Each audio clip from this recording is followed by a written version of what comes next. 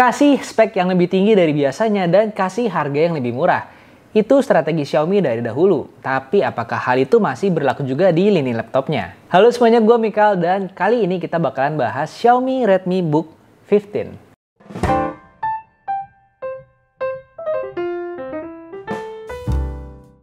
Sebenarnya ini tuh bukan pertama kalinya Xiaomi ngeluarin notebook. Sebelumnya juga udah ada Mi Notebook, tapi sayangnya nggak masuk Indonesia. Dan sepertinya kali ini Xiaomi nggak mau ketinggalan kesempatan untuk masukin notebooknya secara resmi ke Indonesia. Tapi setelah kemarin launching tuh terdengar suara-suara, mending.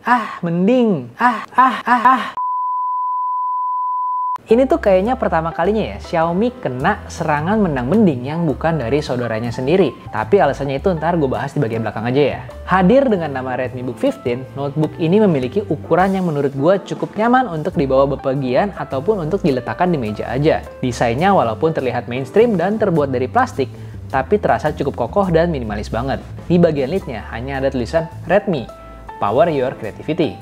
Di bagian kanannya ada Kensington Lock, port Ethernet, port USB 2.0, slot SD card, serta jack 3,5 mm. Di bagian kirinya ada charging port, 2 USB 3.2 Gen 1, dan HDMI port. Di bagian bawahnya ada 4 buah alas karet, serta 2 buah lubang keluaran speaker. Masuk ke bagian dalamnya, ini ada webcam beresolusi 720p yang masih cukup untuk meeting virtual. Nah, inilah hasil rekaman dari si Redmi Book 15-nya. Jadi ya masih cukup lah ya untuk meeting-meeting virtual gitu. Seperti ini hasil keluaran suaranya dan videonya kira-kira. Kemudian untuk layarnya ini beresolusi Full HD 1920x1080 dengan tipe TN 60Hz berdimensi 15,6 inci. Layarnya ini juga berjenis matte, jadi nggak gitu mantul ketika kena cahaya. Dan memiliki akurasi warna sRGB 60% dengan tingkat kecerahan layar di 220 nits. Untuk bezelnya sendiri juga cukup tebal dengan branding Redmi di bagian bawahnya. Pada bagian keypadnya ini juga cukup standar. Keypadnya juga cukup empuk tanpa backlight dan tombol power di bagian kanan atas yang agak lebih keras dibandingkan tombol lainnya. Untuk trackpadnya juga cukup luas dan sudah mendukung multi gesture. Sama seperti bagian luarnya, bagian dalamnya juga desainnya tuh minimalis banget. Hanya ada satu stiker Intel Core i3 di bagian kanan bawah. Notebook ini juga mudah dibuka dan di dalamnya tidak tersedia upgrade slot SSD, HDD, ataupun RAM. Untuk spesifikasinya, notebook ini ditenagai oleh prosesor Intel i3 1115G4 dengan RAM 8GB DDR4 3200 single channel, serta SSD M.2 SATA 256GB. Dalam uji coba gua, laptop ini mampu memainkan Valorant dengan cukup lancar dan stabil di 60 fps. Tapi emang sempat beberapa kali ngedrop dan suhu tertinggi mencapai sekitar 40-42 derajat Celcius di bagian kiri atas. Sedangkan pas dicoba untuk main CSGO, frame dropnya tuh berasa banget.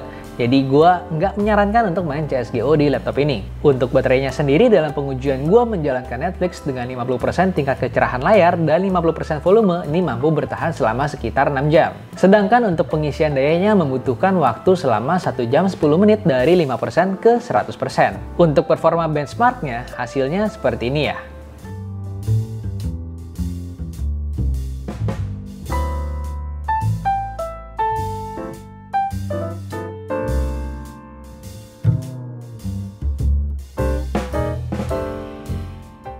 Sebelumnya gue pengen ngucapin terima kasih buat yang sudah menonton sampai sini. Buat yang udah subscribe, thanks a lot. Buat yang belum, boleh subscribe ke channel ini. Like video ini kalau suka, dislike aja kalau nggak suka. Dan share kepada yang membutuhkan. Karena subscribe, like, dan share kalian tuh sangat penting untuk mensupport channel ini ke depannya. Oke, lanjut. Karena layarnya yang masih menggunakan TN panel dengan sRGB 60%, jadi laptop ini tuh kurang cocok untuk kerjaan yang membutuhkan akurasi warna yang tinggi. Karena kalau layarnya bergeser sedikit aja, warnanya itu udah berbeda. Tapi kalau sekedar untuk nonton, main game, dan SFH, ya masih oke lah ya. Hal lain yang disayangkan dari notebook ini adalah tidak hadirnya USB Type-C, serta RAM yang single channel tanpa slot tambahan lain untuk SSD, HDD, ataupun RAM dan tipe SSD yang masih SATA. Buat gue pribadi, untuk di pasar notebook, ini tuh masih langkah awal banget buat Xiaomi masuk ke pasar notebook Indonesia. Dan ini tuh notebook pertama Xiaomi yang masuk Indonesia yang secara resmi. Yang sebenarnya kalau dilihat pada rentang harga dan spesifikasi yang dikasih, itu tuh harganya emang nggak kemahalan. Tapi karena ada produk yang lebih murah dan memberikan fitur yang lebih banyak, maka laptop ini dibilang kemahalan. Dan mengusung nama besar Xiaomi, gue ngerasa laptop ini emang kurang nendang di beberapa aspeknya. Walaupun begitu, gue mengharapkan banget Xiaomi bisa menghadirkan laptop-laptop generasi selanjutnya di Indonesia. Karena dengan semakin banyak pilihan, kita sebagai konsumen itu bakalan semakin diuntungkan. Mungkin pertanyaannya sekarang adalah, brand mana lagi yang bakal ngeluarin notebook? Oke, gue rasa sampai di sini dulu untuk video gue kali ini. Gue Mikael dari Gadget Apa undur diri. Stay safe, stay healthy, dan sampai berjumpa di video berikutnya. Dah.